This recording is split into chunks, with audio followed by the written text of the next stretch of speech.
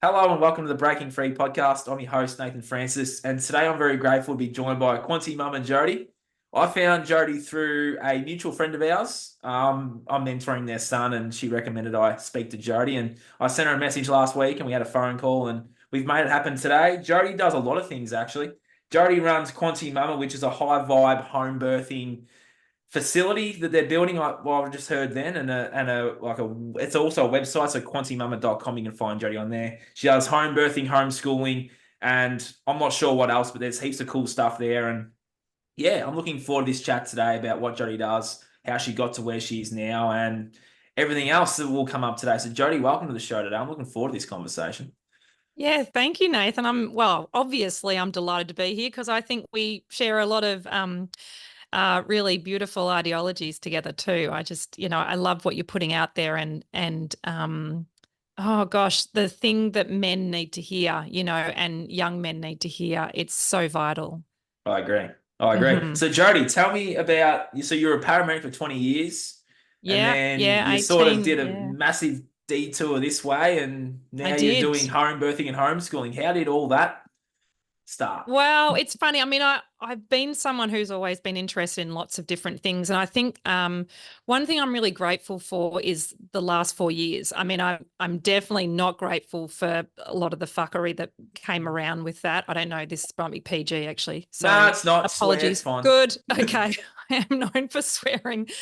Um, yeah, but Miguel and I have, always come from a really practical place, and we were both emergency services, and, I was an AMBO and absolutely loved my job. And I did leave before the craziness hit, and then went to go back, and I was working in non-emerge ambulance when everything just went nuts, and clinical assessments seemed to go out the window in 2020. And so yeah, that basically meant that whole chapter of my life got closed off, which was yeah, I mean, it's still a blessing, but there's a part of me that misses that because it is really fun driving lights and sirens. There's no doubt about that.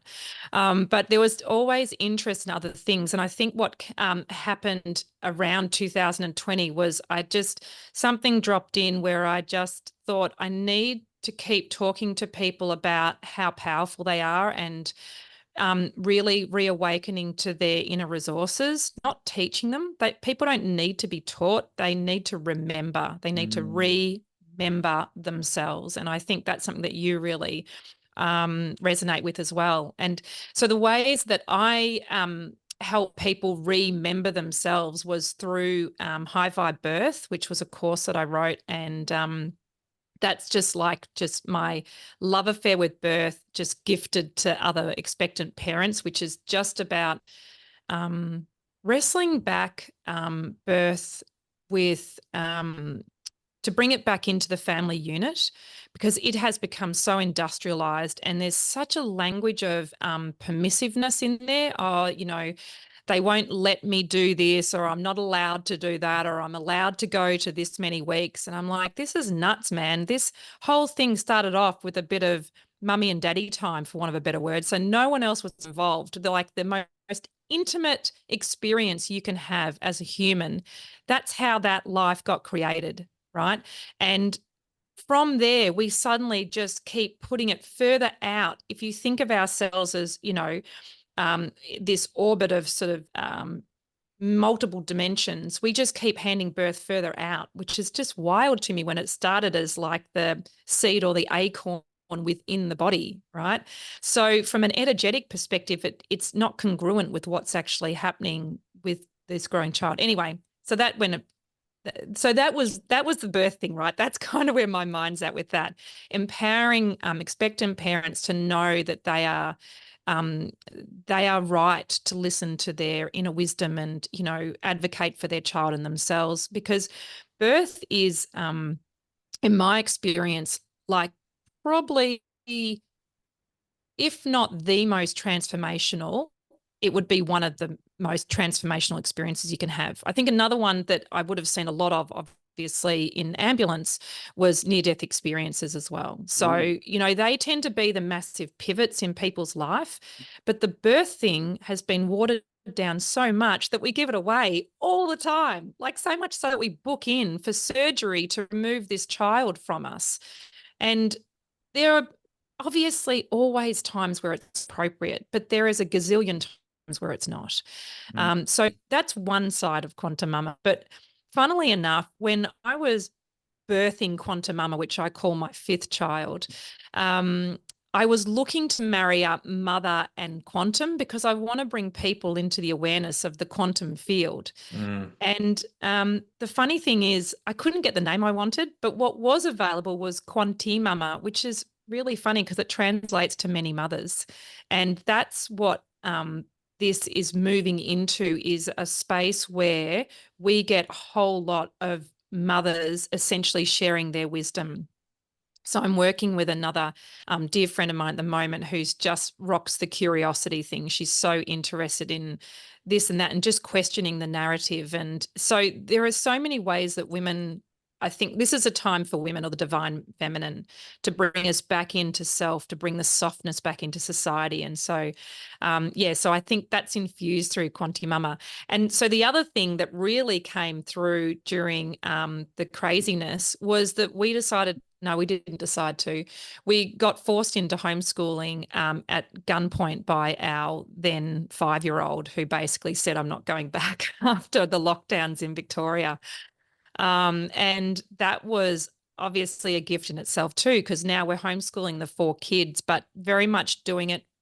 Every time I look at what would the institution do, I look for the alternative. Because what I saw in my kids when I pulled them back from school was how much the institution, through its efficiency, had started removing the sense of self from these children, which is probably why your voice is so important, because you're picking up those kids now, or those young men who have essentially been stripped down from their sense of self and have, just made themselves busy with all the superficial things of life, some of the low vibe stuff, but also high vibe stuff that still doesn't ask them, what do you say? What's right for you? What's your personal set of instructions on this one? So I feel like I need to take a breath for you, but there's a lot of passion in this. So I really love, I love making mind movies, which are just like a really fast 2-minute high vibe meditation. They're visual, they've got words, and they are really effective at reprogramming or dropping slave programs for us to actually see what's right for us. So they can be fantastic. And we wrote a course for. We started running intro to homeschooling classes at our house back in, I don't know, maybe 2021, 2020.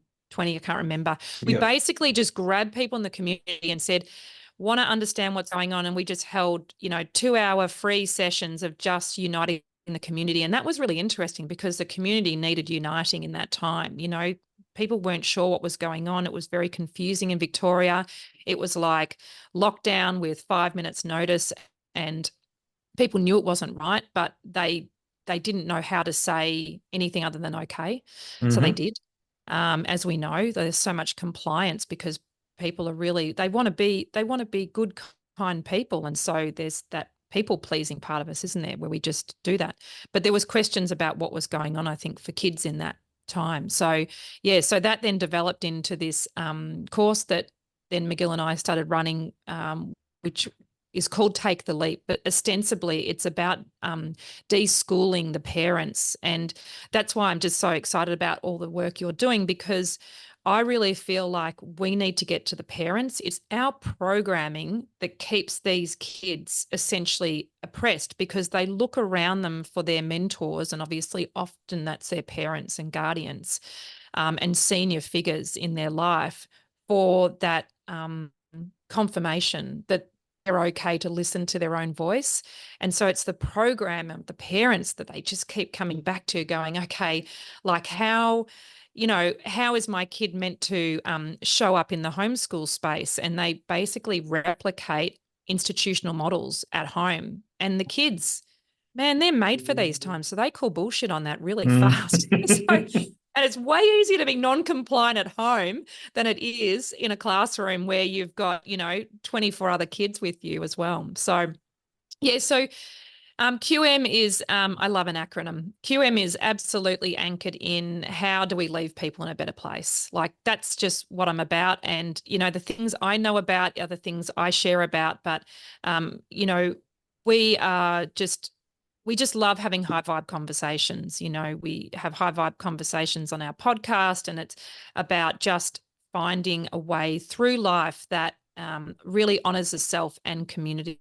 And I think that that's how we're going to get out of a lot of this mess of control that we're finding ourselves in, is just people going, how does that sit with me? And is it a yes or is it a no? So, yeah, so that's kind of what's happened for us and where the birth of Quanti Mama has sort of come from. And goodness knows where it's going. That's awesome. So much to unpack there, obviously. But we can go back to the home birthing, I think, because I've got a couple of things here I'd like to. There's a massive, not a stigma, but like a lot of fear porn out there in terms of birthing. You see it on the TV shows, in the movies, about women screaming in pain, wanting the drugs to take the pain away of a home birth. Now, Yeah. when I went down the rabbit hole of birthing and went, oh my God, even they're lying about that too, Yep. I found out that it's actually a meditative process to give birth to a child. And I was like, oh my God, Yep. tell me more about that. That is so true. So again, the benefit of experience, of less than desirable experiences, lead us to making better decisions. So when we had our first, I very much was just like, it doesn't cost anything to get pregnant, so let's just get out of this without spending any money. So I went to a tertiary hospital in Melbourne, but it was a public system. There was no continuity of care. And the short version of what happened was I was prepared. I did do some antenatal classes. I learned about breathing and meditation and visualization. And I think that is a must do for anyone pregnant. You must prepare for the birth you want. You just must. You wouldn't go run a marathon without doing a little bit of training and stretching, right? Mm, So this is going to be one of the biggest marathons of your life, because you don't even know how long it takes, and there's another human that has a consciousness in their own way deciding how they want to be born too. So you don't have, full control of the situation. But yeah, that experience at the hands of care providers who just didn't didn't think with presence about their decisions, about what they were doing and how that might impact me, it turned into a mess. It went from being a really beautiful birth to being an absolute cluster experience. And I got to wear the brunt of that, which was really interesting to me. Like physically, I got to wear the brunt of it. So naturally, I went, right, that hospital birth did not work. So the next one we decided to do was a home birth. And my family were quietly supportive. McGill's family, bless his mum and dad, who are now deceased, his mum was petrified. She was just so worried that it was going to go wrong. And as you say, that programming that birth is dangerous, I have appreciated the beauty of gaslighting that has happened for us over millennia, right? The gaslighting around birth is just, I mean, it is beautifully curated for us to believe that our bodies are broken. yeah. They are not made to do this. We don't question getting pregnant for the most part.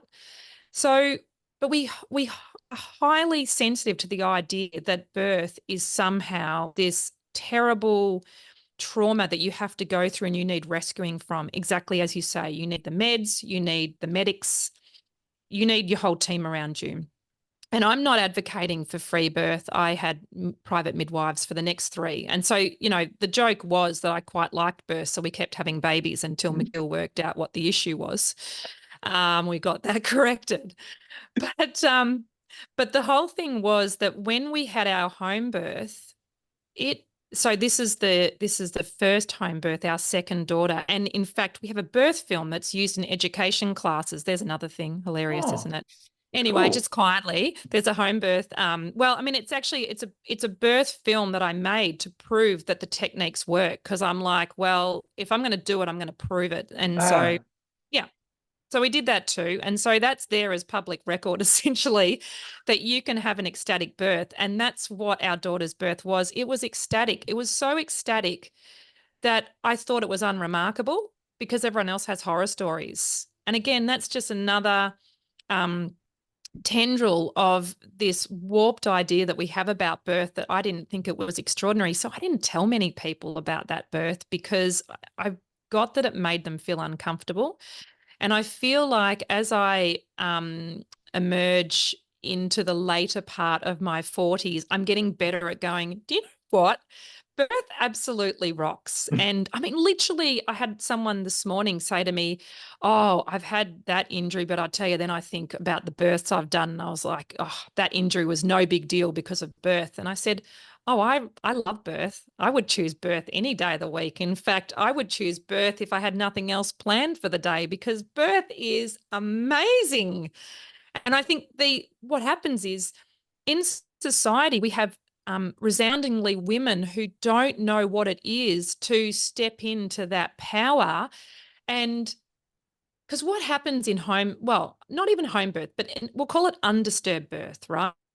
What happens in undisturbed birth, which is free of pharmaceuticals, free of even energy fields that kind of throw you out, right? So imagine you're having an intimate time, right, with someone who you love. So the visceral feeling of the love it's everywhere. It's in your aura, it's through all your cells, it's in the surrounding energy field around you, like you're just oozing this love.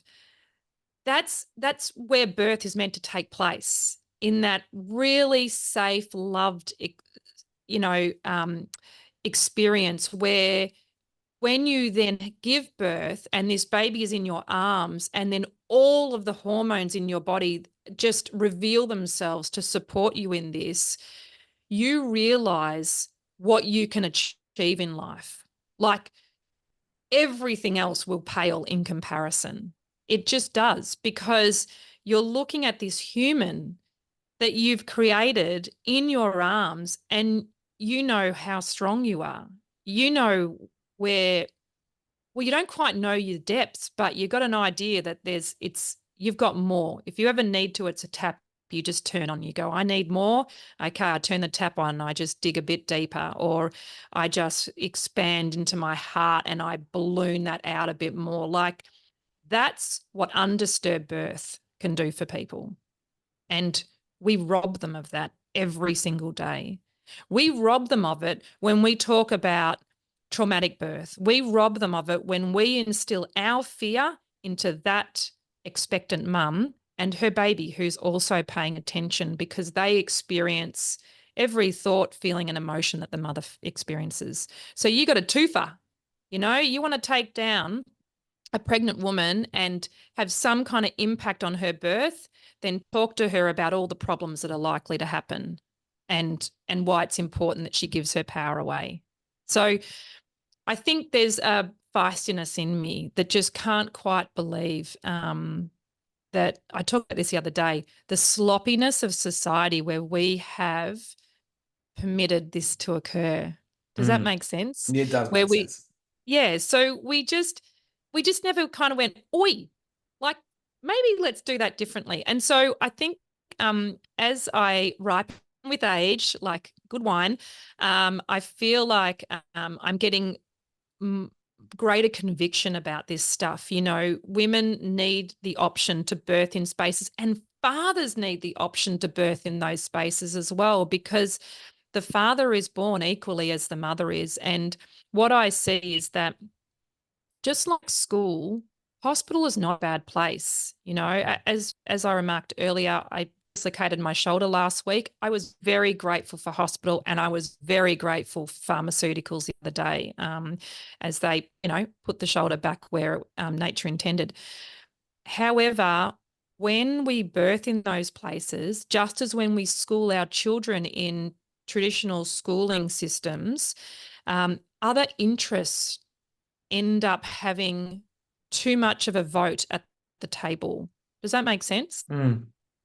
And so in this space where you're bringing new life into the world, sometimes those interests have a prevailing narrative that they then get to exercise in that very sacred space. So what home birth does, and I think it's very interesting when we look at, I guess there has been essentially a war on home birth for quite some time, is that there's definitely an effort to remove options from people and seduce them with other options. And I always look at what the government's funding. And I don't mean to be a complete tinfoil hat, but I'm just curious about that, because all of it comes down to cost benefit analysis. There is always a play at hand. And I know that sounds cynical, but I think after the last 4 years, we're right to be cynical and certainly Mm-hmm. curious is around that too. So, yeah, so partly what we want to do is we've just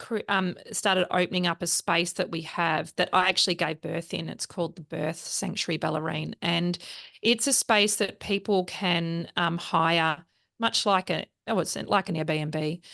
They can hire and they can bring their birth team in and they can give birth in a space that is just so energetically sound. Like it's such an incredible space to birth in. It's not a converted garage or anything like that. Like this space is just oozing all the things one needs for an amazing birth. And, that's what my birth course is about. It's about coming back to self. What do you say? How do you feel? How does this sit with you? How do you want it to be? How do you want to reawaken to your own power? And then when there are those programs that we notice, then we look for ways to basically reprogram and drop the crap that we don't need going into these experiences. And, like it's not a guarantee you'll homeschool if you home birth, but there's a higher chance of it. So just, trust that it all is well if that's how it works out. I mean, I'm not into recruitment drive. I'm not interested in prescribing anything. My birth course is for women who are having Caesars just as it is for women who are having home birth. There's no exclusion there. It's about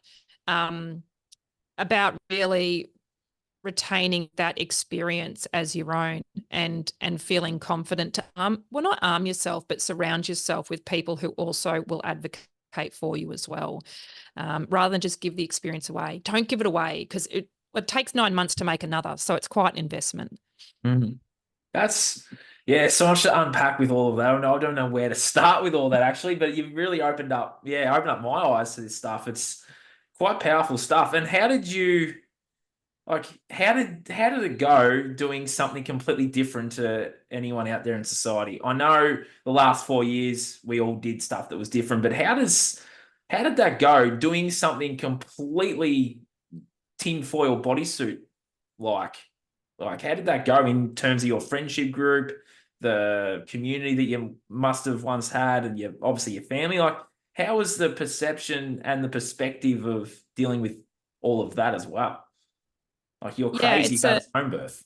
it's an interesting thing, isn't it? I mean, look, I'm well known as being balls and all. So once I decide on something, I'm also known for the 180 pivot. So if I change my mind, I just own it. Yeah. And I try to drop the ego. I think that what's happened as I've gone on is I've just got better at adopting that idea that if someone has an opinion, then that's for them to that's theirs, and Mm. that's not about me. It doesn't define me. I haven't mastered this by any means, but I'm a work in progress towards that. I'm not trying to be a give a fuck kind of person. That's because I feel that has an energy around it as well. So it's like it's this unconditional pure love and what's right for me, what's right for my kids. Like I have a radical responsibility because I brought them in. And so once I got comfortable with the idea of radical responsibility, radical self-responsibility, then I'm like, okay, everyone else that comes in to say this birth experience, they're by invitation. And when when I feel that they are not harmonious to that and they are not helping the experience be better, then they get discharged or released or excused from that, right? So you curate it. And then the other thing is that I very much live my life working in harmony with with the universal energy, right? I just figure we're all connected in, we're all hooked in. We're probably just wearing skin sacks and we are eternal beings. 100%. That's I reckon that's where we're at now. Mm-hmm. And so based on that, I have a responsibility to look after the skin sac and the skin sac of my children. But I also trust that if I'm being limited by my own programs, which may be gifted by society or those around me, that then the universe will give me a pebble to get my attention. And then if it doesn't, Mm-hmm. then it'll throw a rock and then it'll throw a brick, like, dislocating a shoulder. I got a message to slow down. So I'm also very grateful for that. And now what I do is I just adopt that stuff as foundational beliefs. They're just foundational beliefs. I believe that I am supported. I believe that mostly I am loved. Sometimes I'm not very good at loving myself. I believe that we're here to improve the situation in some measure. And I just trust that those that are around me are here for whatever reason they're here for. And so relationships come in for a reason, a season, or a lifetime, and they reveal themselves. And so it's about, discharging people with love. And so as those relationships fall away, they're sent with love because they're on a different pathway. I mean, you can start at the same center point, but if you are off by even, a tenth of a degree, then you will end up in vastly different destinations, and even the journey will be different. And so it's just about going, okay, where are people at? And so I very much want to meet people where they're at. That's why I'm Mm-hmm. not about hitting people over the head with my stuff. It's an invitation. You Yeah. get to partake. And one of the greatest gifts that a friend said to me long time when I was probably in tears after some ill-fated relationship had gone down the toilet after 5 minutes. And he said, you just need to tone yourself down.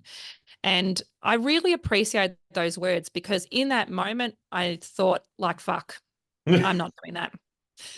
So you know what I mean? Yeah. And I love him to bits because he offered that to me as an option for life. And I was like, nah, not doing that. Definitely just going to keep grabbing life by the balls and working out the next thing. And McGill, bless his cotton socks, just jumps on for the ride. He's just he has a huge amount of grace and humor with the stuff that I do. So for the most part, he just gets super excited and we just, go on. So I think McGill might be my lifetime guy. He's my just great love affair. The kids, I decide on whether they're a reason or a season, depending on the day.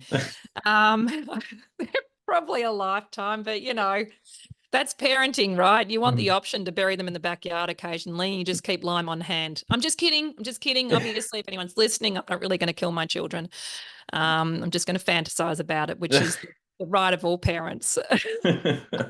uh, just some more questions in terms of the home birthing process. Can anyone jump on Quanti Mama and book in that home birthing space from all over Australia? Because I've got listeners all over the country that'll probably be interested Yeah, in this. Yeah. wowzers. I mean, look, the first thing I would do is I would get yourself some really high quality antenatal education where you Yep. reawaken to yourself. So, if people resonate with my vibe, then you look at High Vibe Birth, which is just a self-paced course that's online and Yep. it's pretty comprehensive. I don't know, it's about 14, 15 hours of content. It's a lot. But I poured everything in there that I think you need to consider when you're preparing for your baby's birth. Then if you decide, once you work out where you want to birth, then absolutely the Birth Sanctuary Ballerina is an option for people. It's available and you can book in and it just becomes your oasis, no doubt about it. But there are so many places you can birth. Ultimately, you need to apply the litmus test of where would I like to get intimate and then apply that to where you'd like to give birth. And that can be cultivated in a hospital. And it certainly is easier to cultivate when you have continuity of care. So when you have a connection with care providers that follow you through the pregnancy, it just totally changes women's experiences. And the birth trauma thing just drops. Like it becomes almost inconsequential because they have people in their tribe that are invested in their wellness and their experience, and that's where it's at. But the first thing we need to do is we need to be aware that we must educate ourselves. We must invest in this. People spend a ridiculous amount of time researching what pram to buy. You're Mm-hmm. going to use that for, I don't know, 4 years. It's nothing. It's absolutely nothing for your relationship with your child. And more than that, your relationship with self. You got that for the rest of your life. So why not grab an experience that is curated for your transformation and, just dive in deep. So yeah, but I'm just want people to, feel great about stuff. So people are welcome to get in touch with me. But yeah, I'm all about find what will fire you up for the high vibe, for the high vibe experience. Because what happens is when you learn this stuff, and it's all a catalyst, right? When we learned birth stuff and when we got right into it, it armed us with breathing techniques. And it was really interesting because my relaxation, intentional relaxation and meditation practices and mindfulness and things like that. And the other day when I dislocated my shoulder, it was really interesting because I got to call on my breath practice. And I didn't have that before I had kids. I had no idea. So when I was in the throes of just allowing the pain to move through me and outside of me as my body was, objecting to its positioning, I was able to bring my respiratory rate down to about 2 a minute. Now, my only reference for breathing that slowly way back in ambulance was people who had had a heroin overdose. So it was really interesting to be able to cultivate that within and it be a source of analgesia as a way to just reduce the sensations, or I should say, be okay with the sensations. And, we have these techniques that we can then use like in so many different ways that it just extraordinary. You don't have to go dislocate your shoulder to breathe slowly. You could just be having a moment where you need to recenter yourself, and you have this at your fingertips in the most available way, and your body knows, and it thanks you by responding immediately. So it's just, I just think, if we need permission as, these beautiful community members to have certain events that then prompt us to go and do stuff, whether it's a wedding or a birth or a moving house or an operation or whatever it might be, but these punctuations and milestones in our life, then we must find the way to get the juice out of it. I mean, that's the deal with being in the skin sack and having the earthly experience. It's about, sucking in all of that and then integrating it and then spitting it back out into community to up-level community. I think that's the meaning of life. Well, not completely the meaning of life, but part of it. That's the juice of it. And when you get to the other side of those experiences, you're like, whoa, okay, that's why I had that experience, and amazing. Okay, where is the springboard for this? Where am I going to end up? And, that's what I think. I think with these experiences, you don't know where you're going to end up, but you must open the invitation to it in the first place. You must RSVP. You must show up. And and then where it goes from there is, again, just that communion with the universal field, or whatever you call that. With an open heart and an open mind. Absolutely. Absolutely. And a good amount of humility and just I think that all these things require surrender and trust. But yes, an open heart. I mean, you think about what the heart field can do and how that can impact other people as well. It's just wild. So yeah, just finding I guess the alignment and energy. All has its certain frequencies, and you can tell when things are out and there is a discordance, and you can find when it is in alignment. And it's about finding that alignment, and the heart just loves being in alignment. It just does, and it echoes through the cells of the body, and the cells of the body say, this is the truth, keep going. Mm. So I just love that feedback. It's beautifully elegant. Mm. That's awesome. In terms of, is there anything else you'd like to share, Jodi? Anything Well, else on your mind? I think I love the fact that you are speaking to to a whole cohort of people in our community that are learning they can say yes and no. And I would just encourage them to keep going with that. Like, keep working out, how can I say yes? How can I say no?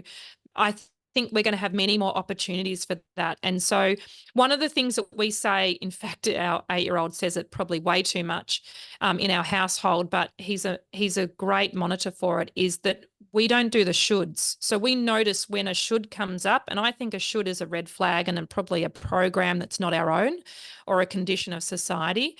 So anytime someone says should in our household, he says, fuck the shoulds. No. Not right having a child say that. I will say also he's been saying it for 3 years. So in fact, he was like 5 or 6 years old when he started saying fuck the shoulds. And he's got so comfortable he says it out in public now, which is Oh hilarious. no, that's even better. But it's good because he's a next generation coming in to say, you know what, that's probably not what you want to do. That's an alarm for you. And so yeah, he's hilariously just shining his light for people where they go, I should do this and should do that. And one thing that I think that if we can get the message out there is people start noticing what's theirs and what's not theirs, and starting to just work out, okay, what's the right pathway here? Even just all those tiny little decisions that we make in every single day, they end up making the tapestry of your life and overall energy field. And so that's where that very simple thing of going from either fear or love gets to play out. And love is the growth space, it's the expansion space, and it's infectious in the best way possible. Fear will close down, it will drop your immune system, it will affect your relationships, and it basically will implode on itself because it is only smoke and mirrors. And again, it's a gifted thing. It's a science of the images. So there is definitely an opportunity here for us to just listen with our heart and feel the resonance in our body, and you will get your yes and no's. So if I can leave you with anything, I would just say, fuck the shoulds. Where can people find you, Jodi? Give yourself a plug. Well, they can find us at Quanti Mama. So that's like quantimama.com. And I'm a little bit crap at socials, but we're on there. And it's a love-hate relationship. And we've got a podcast called Fuck the Shoulds as well, because, I'm all about basically trying to swear in public in an appropriate way. Yeah. So we're out there, but I just want to encourage people to just keep talking, keep listening, keep noticing their heart, because if nothing else, that's what society needs, and that's where we will come together. That's the richness, and then we know why we're here. Jodi, that was awesome. Thank you for sharing all that you shared today. Nathan, thanks for being so generous. No worries. I just found you through mutual friends, and it was a really awesome conversation. And I definitely will get you back on in the near future, because I feel like a lot of people are going to have some questions about everything we covered today. So thank you so much for jumping on and sharing all of that. That was awesome. Amazing. Thanks, Nathan. I'll look forward to connecting again soon. Yes, this has been the Breaking Free podcast. I will talk to you all again soon. Thank you for listening and watching wherever in the world you are. And we are over and out. Cheers.